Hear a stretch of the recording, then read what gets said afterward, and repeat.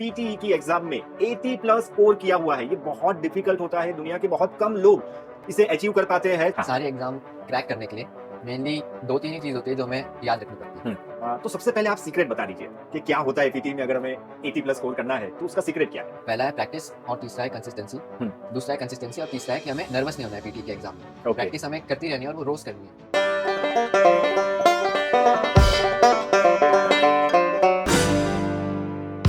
Welcome, नमस्कार, आदाब, Sat Shri Akal. God bless you to all of you on behalf of Kanan.co at the outset. I Dhrudik Thakkar welcome you all for this amazing podcast with मितांशु। मितांशु, बहुत बहुत बहुत स्वागत है आपका हमारे इस बेहद ही खास पॉडकास्ट कानन वीजा इंसाइट्स में। आप देखते हो कानन वीजा इंसाइट्स? हाँ, मैं देखता हूँ। ओके, क्या अच्छा लगता है आपको कानन वीजा इंसाइट्स का? कानन वीजा इनसाइट में डेली न्यूज पॉडकास्ट आते हैं और पॉडकास्ट आते हैं वो सारे ब्रीफ में आते हैं और मैं वो देखता हूँ। ओके, तो मैं आप लोगों को बताना चाहूंगा कि मितांशु ने पीटीई की एग्जाम में 80 प्लस स्कोर किया हुआ है। ये बहुत डिफिकल्ट होता है, दुनिया के बहुत कम लोग इसे अचीव कर पाते हैं। मितांशु, सबसे पहले तो many congratulation for achieving this milestone. तो सबसे पहले आप सीक्रेट बता दीजिए कि क्या होता है पीटीई में। अगर हमें 80 प्लस स्कोर करना है तो उसका सीक्रेट क्या है? सीक्रेट तो वैसे कोई है नहीं। हाँ। सारे एग्जाम क्रैक करने के लिए मेनली दो तीन ही चीज होती है जो हमें याद रखनी पड़ती है। पहला है प्रैक्टिस और तीसरा है कंसिस्टेंसी।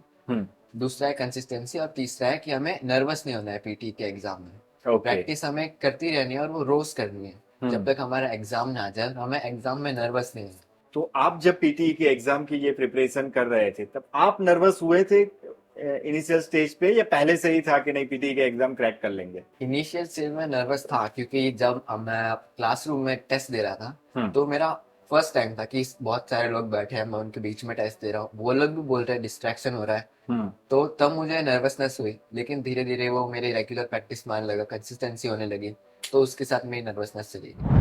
आपका एक्सपीरियंस कैसा रहा पीटीई कोचिंग से लेके पीटीई एग्जाम क्रैक की आपने, ये सारे तो कैसा रहा पीटीई के साथ आपका? तो मुझे पहले पीटी के बारे में बिल्कुल नहीं पता। Okay. मुझे सिर्फ आइल्स पता था क्योंकि Okay. पहले हर जगह आइल्स ही होता था। तो मैंने कानन में कंसल्टेंसी ली। हाँ. तो मुझे पता चला कि पीटी एग्जाम है वो एआई बेस्ड है। यस। तो मैंने नेक्स्ट वीक से ही चालू कर दी मेरी कोचिंग। तो I got into my class and I saw that everything is different. Okay. तो उसका पूरा पोर्टल 4 अलग सेक्शन है। हाँ. तो मैंने देखा कि ये सब तो पूरा अलग है।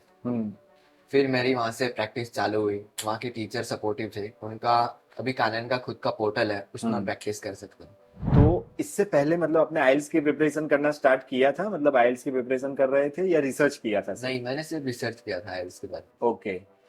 तो जो बहुत बड़ा सवाल है, मतलब सभी स्टूडेंट के दिमाग में एक बार आता है, आपके दिमाग में भी आया होगा, आइल्स इजी है या पीटी इजी है? Personally I haven't given IELTS yet. Yes. तो आई डोंट नो अबाउट लेकिन दैट। सवाल तो आया होगा ना कि यार ये हाँ, दोनों में से इजी कौन सी है, कौन सी देनी चाहिए, किस तरीके से तो करना चाहिए?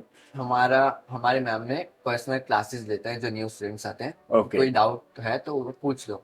हम्म। तो मैंने पूछा कि मैम आइल्स इजी है कि पीटी। हाँ. तो मैम ने दोनों के प्रोज एंड कॉन्स बताए कि परफेक्ट. पीटी का क्या है, वो एआई बेस्ड है पूरा, और आइल्स में ह्यूमन बैठा होता है। यस. तो AI can't judge us on our personality and how we are talking and if we are nervous or not. We have Yes. to just speak consistently. Okay. तो अब IELTS में अब सामने में कोई बैठा है, हाँ. उसको लग रहा हो कि he has potential, he can do it, but he can't speak right now because he's nervous. Okay. तो ऐसा मैंने सोचा फिर तो AI अच्छा है, रियल इंसान बैठा नहीं है जिसको ह्यूमन शाइनेस होगी, वो तो फिर कुछ बोल नहीं पाएगा।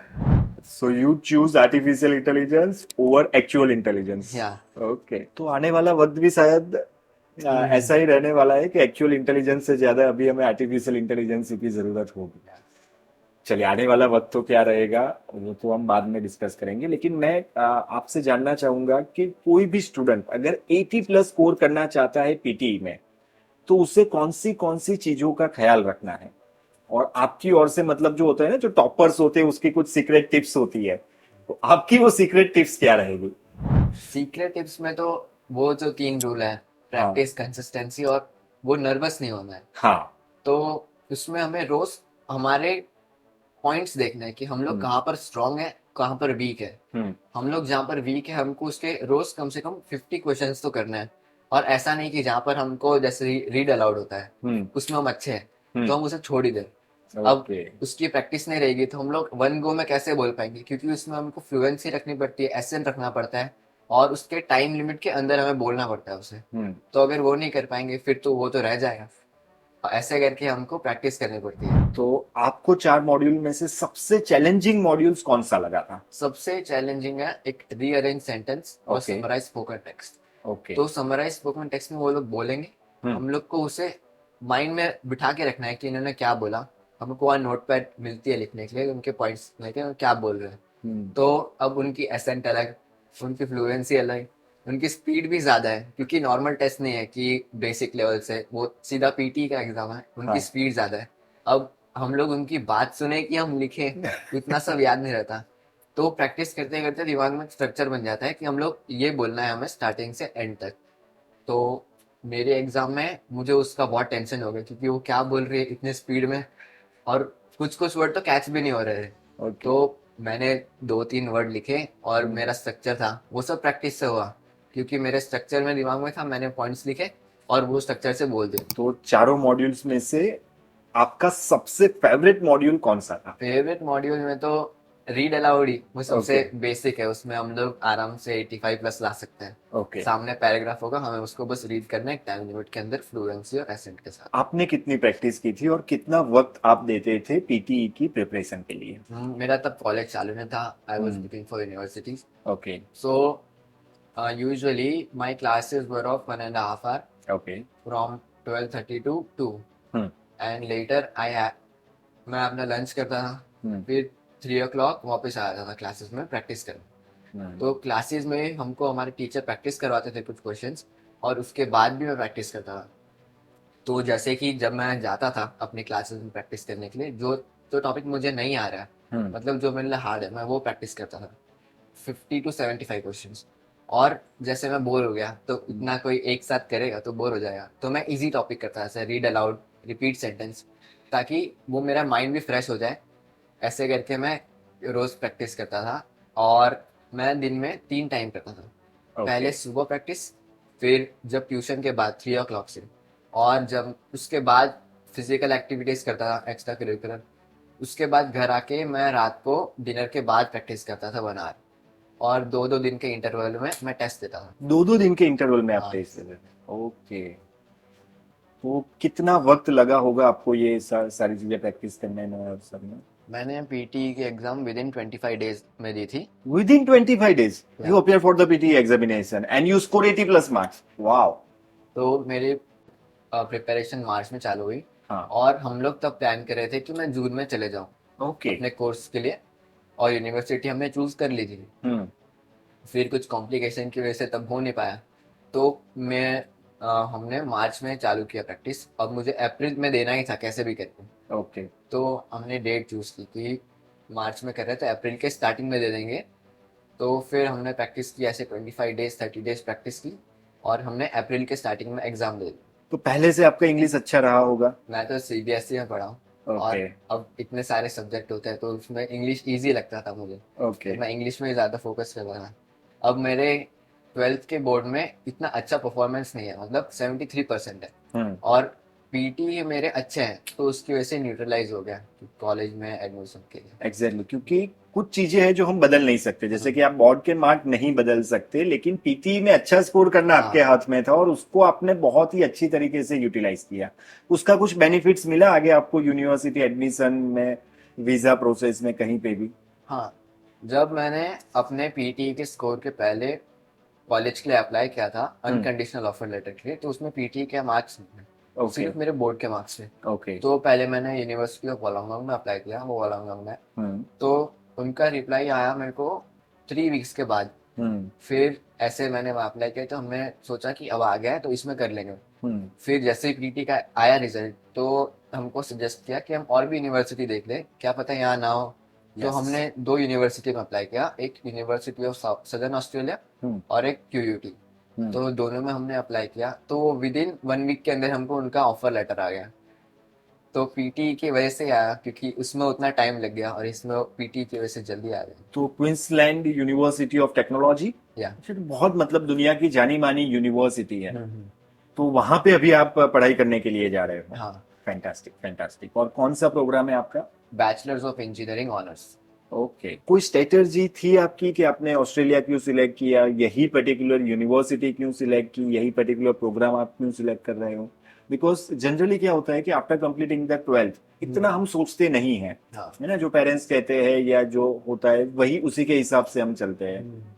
तो आपका स्ट्रेटजी क्या है और क्यों आपने ऑस्ट्रेलिया यही यूनिवर्सिटी और यही प्रोग्राम लिया? पहले तो अच्छी quality of study over there, so I decided to go to Australia because good environment, safety for student, not Yes. overcrowded, and weather are not much different there. Yes, India जैसा ही बिल्कुल आपको हाँ। इधर मिल जाएगा वहाँ। तो QUT हमने initially not, we didn't choose QUT initially. So उसके बाद हमने पहले तो यूनिवर्सिटी ऑफ वोलोंगोंग था, वो हमने मार्च में ही उसका अनकंडीशनल ऑफर ले लिया था। ले लिया था, फिर यस। यूनिसा और QUT वो हमने, जब हमारा जून में नहीं हो, जुलाई के इनटेक में नहीं हुआ, तो हमने सोचा कि हम और भी यूनिवर्सिटी में ट्राई करते हैं, क्या पता उधर से आ जाए। तो हमको तो तब जल्दी थी, तो हमने ऐसे करके फाइल कर दिया 2-3 यूनिवर्सिटी में, तो हमको QUT का रिस्पांस आ गया जल्दी। So I search for QUT and I look यार, it is a good university, very good. Top 50 university में आ रही है, प्रोग्राम भी अच्छा है, इंटरनेशनल एक्सपोजर मिलेगा, तो then we choose this university. और इंजीनियरिंग में भी बहुत सारी स्ट्रीम्स रहती है, why you choose civil engineering? So I chose the course civil engineering over there. Okay, So I will go and choose structural designing, because मुझे designing का भी शौक है और ड्राइंग मेरे को बचपन से अच्छी लगती है, ओके। और उसका स्कोप है, और मेन रीजन है क्योंकि on the ground field AI can't replace this job. अब जो CS कर रहे हैं कुछ सालों में वो रिप्लेस हो सकते हैं, Yes. Not all but some, तो इसलिए मैंने सिविल इंजीनियरिंग चूज किया। Great great great. तो मतलब इतना सब कुछ सोचकर हम एक करियर के बारे में हमें डिसीजन लेना होता है। ग्रेट। तो आगे के आपके फ्यूचर्स के प्लान्स क्या है? My future plan, like I'll go over there, do my studies. If it will go good, I'll do masters over there, and later I'll come back to India because it's a developing country, right? So there will be much infrastructure development. तो वहाँ से degree लेने के बाद यहाँ आऊँगा तो I can serve my country. अच्छा, ये मतलब मैं वीजा ऑफिसर नहीं हूँ कि वीजा हाँ। ऑफिसर की तरह आप मुझे क्या SOP वाला आंसर दे रहे हैं, नहीं, but I am glad that you decided to come back to India after completing your study. That's fantastic. कोई बकेट लिस्ट है आपका, ऑस्ट्रेलिया जाके ये करेंगे, इस तरीके से आगे बढ़ेंगे? Australia is basically from middle. It is there are deserts, mountains, and beaches. Beaches, yes. So mountains and beaches are very good over there. Mountains में हम ट्रैकिंग कर सकते हैं, और बीचेस है वहाँ स्पोर्ट्स हो जाते हैं, वाटर स्पोर्ट्स, यस। तो वहाँ के तो वर्ल्ड लेवल पे होते हैं, और वहाँ के Exactly. कोरल भी है। हाँ, So बहुत I- मतलब स्कूबा डाइविंग करने का तो Yeah. जो मजा आएगा वहां पे तो नेक्स्ट लेवल का होता है। और कुछ यहाँ से आप प्रिपरेशन कर रहे हो कि ऑस्ट्रेलिया जाकर आपको कहीं ना कहीं थोड़ी बहुत हेल्प मिल जाएगी? हाँ, यूट्यूब में मैं देखता रहता हूँ कि ब्यूटी किधर है, उसके आसपास अकोमोडेशन, बस, ट्रेन कनेक्शन कैसा है, क्योंकि ब्रिस्बेन भी बड़ी सिटी है और सिडनी भी है। बड़ी, यस। तो अगर कोई वर्क हुआ तो मैं सिडनी कैसे जाऊंगा, या अपने कॉलेज ही कैसे जाऊंगा अगर मेरे को एक बस नहीं मिली, तो वो मैं सब रिसर्च करनी पड़ती है। Okay okay. So thank you so much, Mitansu, for spending your most valuable time with us, and all the very best for your bright and enlightened future. Thank you very much.